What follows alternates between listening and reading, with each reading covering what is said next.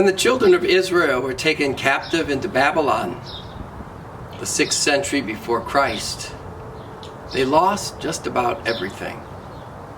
They lost their homes, their properties, their jobs, their place of worship. Many lost their lives. They wondered why. Why did God allow this? Was it a punishment? Did God decide to disown his people Israel? So for years they struggled and they felt bereft of those things that were most familiar, the things that gave them their identity, and they were bereft of joy. But then came a moment in time when they were once again allowed to return to their homeland.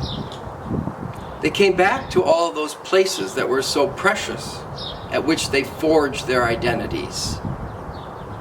And they learned that God had not forsaken them, that this was no punishment, and that God had been with them all along. And in returning from exile, they were able to reunite with their people and reignite their faith. In the past year, haven't we been in exile? Haven't we experienced hardship and pain and loss of so many of those things and people that were important to us? And many have even wondered if this was a punishment from God. Well, it's time to make it clear. This was no punishment from God. And now we are given the opportunity to reunite and to reignite.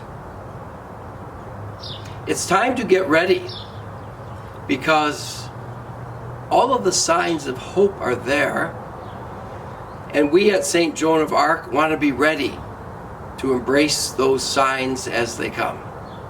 So we have a committee in place, a reuniting committee, reopening committee. And in the weeks ahead, we will unfold for you all of the various tasks and efforts that are there to help galvanize us, to enthuse us, to excite us about coming back to full worship here at St. Joan of Arc.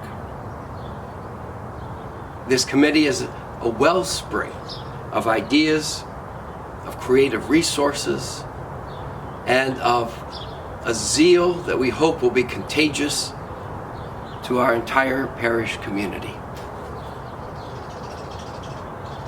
As Isaiah said, "Those whom the Lord has ransomed will return and enter Zion singing, crowned with everlasting joy. They will meet with joy and gladness. Sorrow and mourning will flee."